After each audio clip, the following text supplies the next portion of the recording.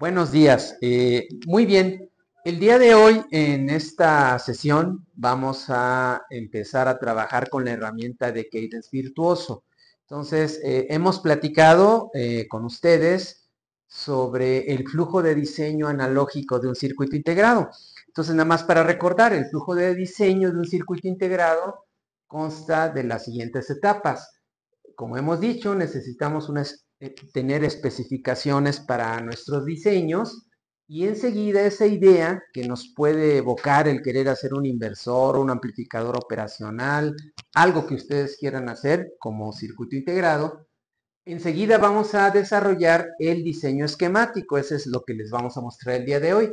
Una vez que tenemos el diseño esquemático, es decir, la topología del circuito, procedemos a la creación de lo que se conoce como un símbolo de circuito para tener una abstracción de esto que acabamos de hacer. Enseguida vamos a conducir simulaciones eléctricas, ya sea transitoria, en DC o en frecuencia. Una vez que estamos contentos con que el desempeño de nuestro circuito en la simulación eléctrica es el correcto, procedemos a dibujar el circuito ya en el silicio. A esa parte o ese dibujo se le conoce como el diseño geométrico. En inglés se le menciona como el layout. Ahí es cuando nosotros tratamos de colocar los transistores en el silicio, interconectarlos y al final de ese proceso generamos un archivo con el cual nosotros enviamos a fabricar nuestro circuito integrado en la industria que se encarga de ello, ¿no? Entonces, pues evidentemente el flujo implica que cuando hacemos un layout tenemos que hacer la verificación del mismo a través de la revisión de las reglas de diseño, que ya lo hemos comentado, y todavía no conformes esa versión física que se las voy a mostrar enseguida de un circuito integrado, tenemos que compararla con la versión inicial. Esto se le conoce como layout versus schematic, es decir, la comparación entre su versión física con la versión abstracta en un esquemático. Una vez que terminamos con esta parte de la verificación hacemos la extracción de elementos parásitos del circuito para tener una versión más precisa de cómo se va a comportar en la vida real. Hacemos la última etapa de simulación tomando en cuenta estos elementos parásitos, porque aquí tenemos una versión del comportamiento un poco idealizada y en este punto, en esta etapa, tendríamos una versión del comportamiento del circuito todavía más parecido a lo que sería la realidad, con mayor precisión. Si estamos conformes, pues lo enviamos a fabricar, como hemos comentado. Si no, nos tenemos que regresar a alguna de las etapas. Entonces, este es el flujo de diseño analógico que vamos a trabajar el día de hoy. Y para tener una idea, bueno, antes de proceder al simulador, lo que vamos a ver o lo que vamos a ensayar es este circuito que está aquí, que es un inversor CMOS. Tenemos un transistor P, un transistor N, sus compuertas conectadas, la entrada llega por aquí, la salida sale por acá. Entonces, conocemos el desempeño de un inversor, la mayoría de los que hemos venido de carreras que tienen que ver con la ingeniería, sabemos que este circuito se representa como este, y siempre decimos desde la lógica, entre un 1 sale un 0, entre un 0 sale un 1, y esto es lo que vemos en esta gráfica. Aquí no se alcanza a apreciar, pero esta sería un pulso de entrada del inversor, y pues tenemos evidentemente la salida, la inversión de la misma señal, ¿no? Entonces, vamos a tratar de hacer una simulación como esta. Recordemos, ya hemos platicado un poco también acerca de la estructura interna del transistor, también vamos a ver cómo se refleja esto en el software. Esta sería ya, por ejemplo, un corte transversal de lo que es uno de estos transistores. Aquí pues tenemos que recordar que en el editor, en el diseño geométrico, pues vamos a dibujar físicamente con polígonos el material de compuerta, las difusiones y los substratos, ¿no? Entonces, esta es una idea de lo que nosotros vamos a tratar de llevar a cabo en el simulador. Eh, una vez que tengamos un inversor concebido, simulado, nos podríamos imaginar que en un esquema de un circuito integrado más grande, esto es lo que vamos a hacer. Es la versión geométrica de nuestro inversor en layout virtuoso.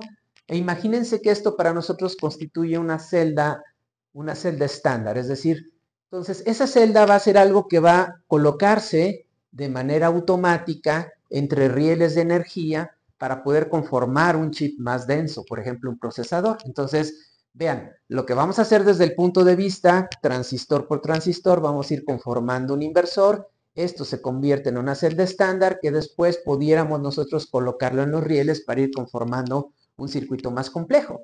Hay que tener una idea de qué vamos a hacer. Y esto se ve más o menos así, vean.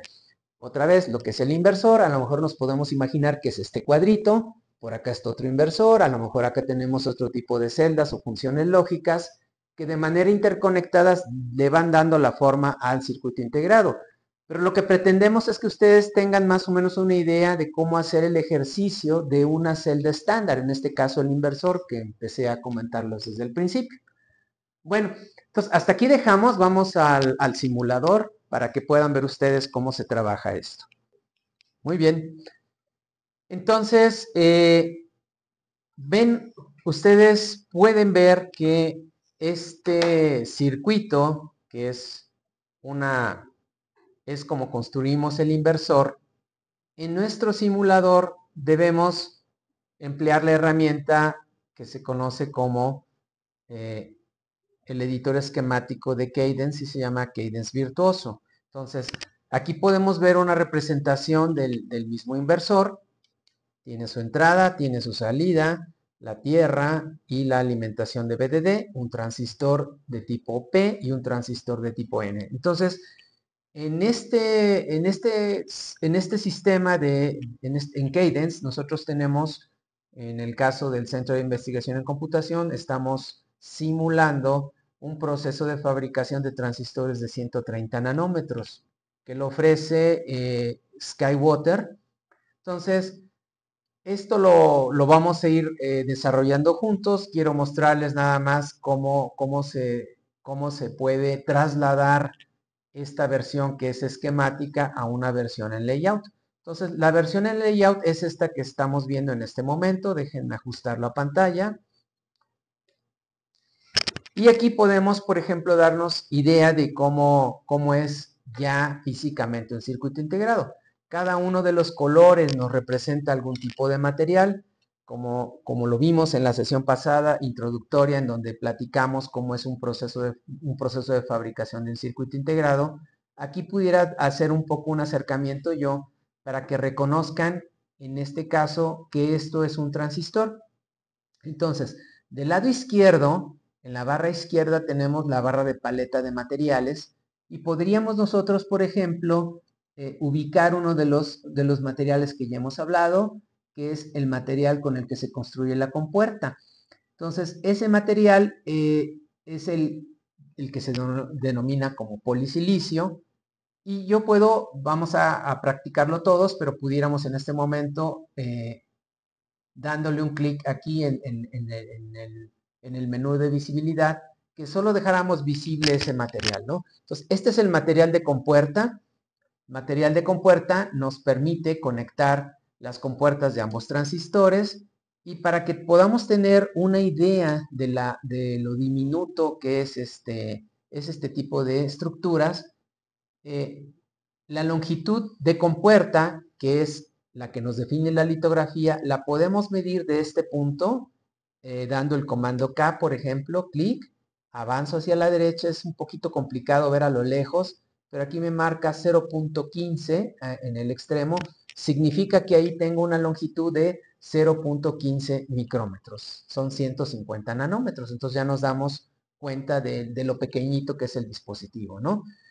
Vuelvo a poner visibles a todos los materiales, se complica un poquito la vista, pero podemos ver cómo si yo hiciera un cierto símil de mi versión, de la versión que tiene esquemática con la versión de tipo layout, observarán aquí que cuando le doy un clic a el nodo de entrada, le doy un clic, se tienden a iluminar de este lado que corresponde, qué parte del circuito está en este material. Por ejemplo, si yo le doy clic aquí a la salida, vamos a ver que esto se va a iluminar, es decir, le doy un clic aquí a la salida y me está diciendo que hay una correspondencia de ese punto, que aquí es el diagrama esquemático y de este lado es el material físico. ¿Qué significan los colores? Por ejemplo, los colores aquí significan un nivel de metal. aquí se llama metal 1. Este cuadrito que está aquí es una conexión para descender de metal 1 al nivel de metal más cercano al silicio, que en este proceso de Skywater le llaman Local Interconnection. Aquí estos son contactos para hacer contacto con la terminal de drenador de transistor N, y como ya les había comentado, pues las compuertas se conectan a sí mismas a través del mismo material de polisilicio, que es este material que está aquí. Entonces, al darle clic aquí, nosotros podemos ver que precisamente aquí vemos del lado izquierdo esta línea de cable que estamos viendo, es una conexión a nivel de esquemático, y en la realidad lo estamos conectando físicamente con la extensión del material de polisilicio. Entonces, conclusión, si lo vemos ahorita, esto lo van a dibujar ustedes, pero quería que primero vean cómo queda la estructura. Podemos ver cómo esta es una representación del circuito a nivel de esquemático, y esta sería una representación del circuito ya físicamente con los materiales que se requieren para su fabricación.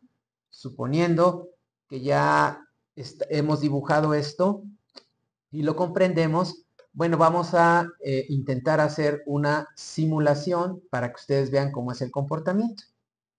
Entonces, voy a abrir la celda que me permite hacer la prueba. Nada más que tengan un poquito de paciencia, tarda un poco. Y aquí está. Este circuito, para nosotros le llamamos un banco de prueba. Vamos a aplicar una señal de rampa de voltaje que va a ingresar al inversor, y lo que esperamos es que tengamos la señal invertida a la salida. Bueno, el contexto que hace rato estábamos comentando era este, ¿no? El diseño esquemático fue este circuito que están viendo ustedes aquí. Este es el diseño esquemático, de acuerdo al flujo de diseño.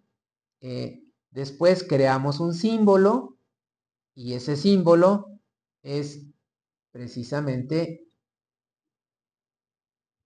este símbolo del inversor. Después procedemos a hacer la simulación.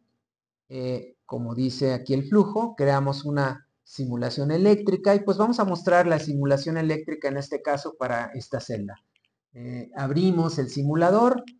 El simulador, vamos a verificar cuál es el comportamiento de nuestro inversor con un barrido en DC.